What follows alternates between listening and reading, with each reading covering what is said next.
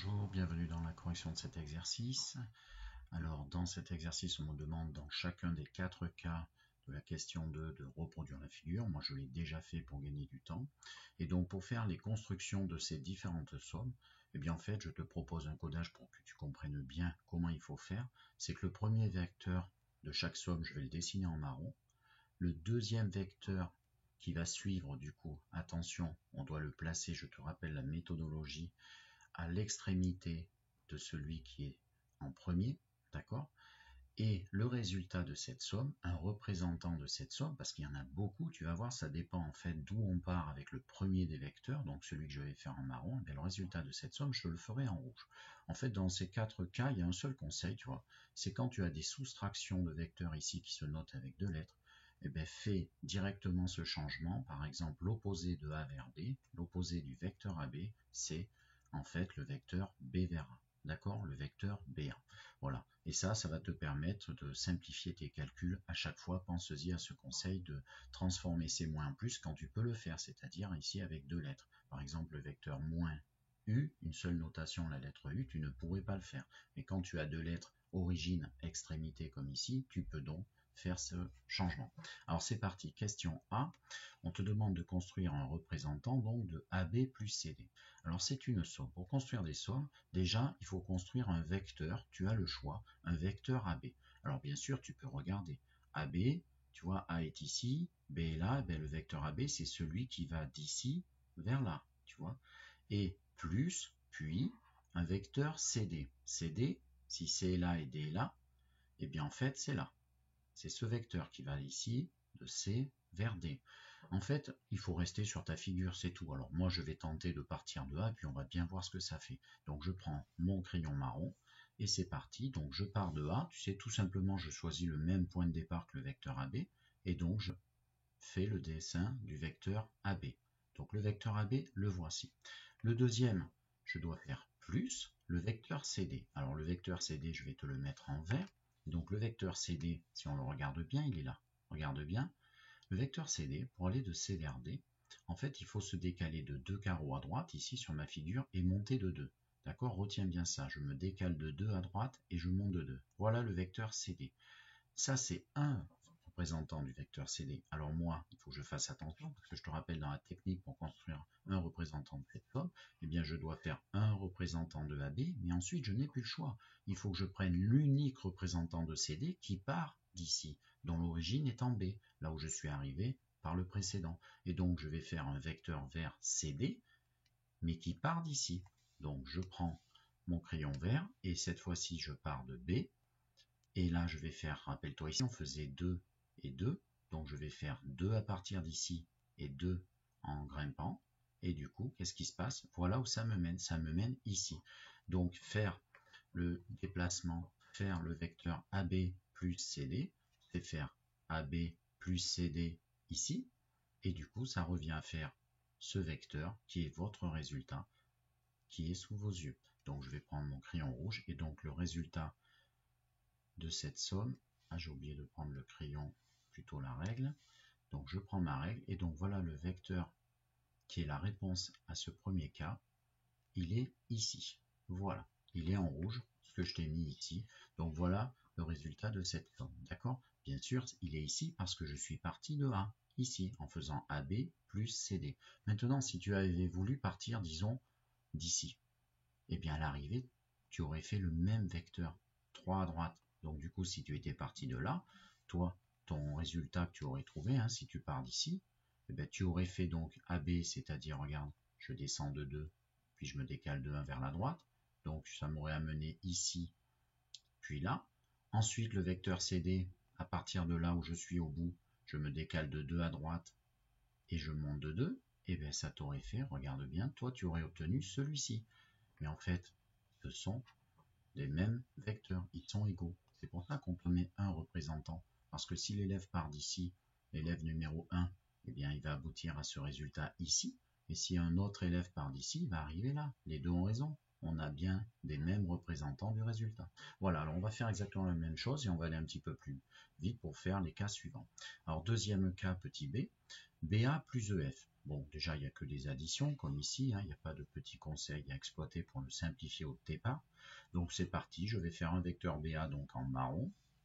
Donc vecteur BA en marron, alors attention, ce qui change avec AB, c'est le sens, donc je pars de B, et je vais vers A, BA est ici, et je dois faire puis plus le vecteur EF. Le vecteur EF, je vais le faire en vert. Mais attention, EF, faut que je le fasse. On regarde bien, EF c'est quoi? Il est ici. EF c'est ici, c'est 2 à droite.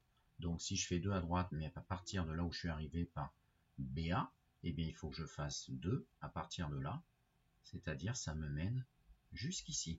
Et donc, un représentant du résultat, eh bien j'étais parti d'ici au tout début, et j'ai fait ce cheminement, et je suis arrivé là, donc voici un représentant de ton résultat de cette question petit b. Voilà. Et donc si tu avais choisi un autre point de départ, tu aurais exactement le même vecteur rouge, mais décalé ailleurs dans la figure, un vecteur qui lui est égal. Voilà. Alors, troisième cas, on a à faire un représentant de CD, vecteur CD moins vecteur FE. Alors on va utiliser le conseil pour enlever ce moins vecteur FE et se ramener à une addition. C'est beaucoup plus simple pour toi et pour nous aussi. Alors c'est parti, première étape, transformer un petit peu ce qu'on nous dit. Ben, moi je préfère effectuer CD, donc le vecteur CD, plus, et du coup c'est pas le vecteur FE, mais plus le vecteur EF. Et je vais reproduire exactement ceci. Alors, maintenant on peut regarder un petit peu où ça nous amène, parce que ce qu'il ne faudrait pas, c'est qu'on sorte de la figure. Alors si je fais CD, d'ailleurs je peux effacer, ça fait partie de tes erreurs, mais tu peux regarder aussi un petit peu. Alors CD, c'est parti, CD c'est où? CD c'est là, regarde, c'est là. CD c'est ça. On a déjà vu juste avant, dans la question A. Et EF, c'est quoi? C'est 2 là. Bon, tu es d'accord, si on fait CD puis EF, c'est-à-dire là, on reste sur la figure. Allez, on peut le faire directement. Donc je prends ma règle marron, c'est parti, et je décide de partir de C, pour simplifier. Donc CD, c'est ce vecteur, plus, et donc je prends mon crayon vert pour faire le deuxième, EF c'est ce vecteur, mais attention, moi c'est juste pour t'expliquer là ce que je fais. Le vecteur EF qu'il faut prendre, c'est celui qui est arrivé ici, donc ça va m'amener partant de D ici, du coup je vais même effacer ceci, c'était que pour t'expliquer, hein, pour pas commettre l'erreur, donc j'ai bien fait vecteur, je suis parti de C, je fais CD, puis EF, mais attention, le vecteur qui est égal à EF, je n'ai plus de liberté, le vecteur qui est égal à EF et qui part de là où je suis arrivé par le précédent, c'est-à-dire D, et ça me mène ici, donc le résultat en rouge, c'est ce vecteur que je vais te faire, le vecteur qui part de C et qui arrive ici. Voilà. Et donc c'est un représentant de ce résultat, c'est celui qui part du point C. Voilà. Si on va terminer, et donc si on regarde la question D, pour les mêmes raisons que la question C, on va faire une petite étape de simplification. Donc ce vecteur EB moins AD, si je dois le construire, préalable, je préfère en premier transformer ceci en EB, vecteur EB, plus vecteur du coup DA. Vecteur EB plus vecteur DA. Alors maintenant, je vais regarder la figure, hein, vite fait. EB, je vais faire un représentant de EB. Donc si tu regardes bien, EB c'est, oups, je me suis trompé, j'ai oublié ma règle. Un vecteur EB c'est ça. Attention, oh là, ça m'envoie bien en bas à gauche là. Et un représentant de DA, donc DA ce serait en vert. DA, et bien regarde, DA c'est quand même aussi un vecteur qui va m'envoyer beaucoup à gauche. Donc en gros, si j'ajoute ces deux déplacements pour former la somme, j'ai plutôt intérêt, comme ça va m'envoyer beaucoup vers la gauche, de partir totalement à droite. D'accord? Comme je vois ici également, tu vois, on va aller un peu vers le bas là, de 1 unité ici, et là, de 2 unités. Il ne faut pas que je parte d'ici. Tu vois, si je pars d'ici, ça va m'amener tout en dessous. Je sors du quadrillage. Alors bien sûr, hein, je pourrais utiliser ce quadrillage-là qui est le même. Alors moi, ce que je veux, c'est rester dans le quadrillage bleu ici, pour te proposer de réfléchir un petit peu où c'est que ça te mène, tout ça. Alors moi, je vais partir, tu sais quoi, j'ai envie de partir de tout en haut à gauche. Donc je vais partir d'ici, comme ça je suis sûr qu'en allant beaucoup vers la gauche, et un petit peu vers le bas, je risque de finir, j'espère, dans la figure. Alors c'est parti. On fait d'abord un vecteur EB, mais un vecteur EB qui part d'ici. Allez, c'est parti, je prends mon crayon marron, Et donc mon crayon marron EB, tu sais quoi, tiens, je vais partir juste en dessous, histoire de que ça ne se chevauche pas trop. Alors EB, ah, au fait EB, attends, on regarde, je vais, je vais effacer ce que je viens de faire, et d'abord on va l'observer. EB, en fait, c'est quand je pars de E et je dois aller vers B, je dois faire 2 en bas et 4 à gauche, d'accord? Donc 2 en bas et 4 à gauche, je retiens ça, toi aussi, donc si je pars d'ici, je dois faire 2 en bas et 4 à gauche, 1, 2, 3, 4, et du coup ça me mène ici, d'accord? Voilà un représentant de EB qui part, bien sûr, qui part d'ici. Moi j'ai choisi un point de départ ici, voilà, je l'ai choisi là. Ensuite, donc, je vais prendre le représentant de DA qui, lui, eh bien, va partir de là où je suis arrivé par le précédent, d'accord? Alors, tu sais quoi, je vais faire un petit peu de nettoyage, je vais éliminer ce vecteur EB, puisque je l'ai déjà constitué et fait juste avant, et je vais prendre donc ma règle verte, et maintenant, de là où je suis arrivé, attention, c'est là, c'est d'ici que tu dois repartir, ici, regarde bien, tu dois faire un vecteur comme DA, puisque je dois faire, regarde bien ici, plus DA. Donc DA c'est quoi? Je descends de 1 et je me déplace de 1, 2, 3, 4, 5. Donc je descends de 1 et je me déplace de 1, 2, 3, 4, 5. Ça m'amène ici.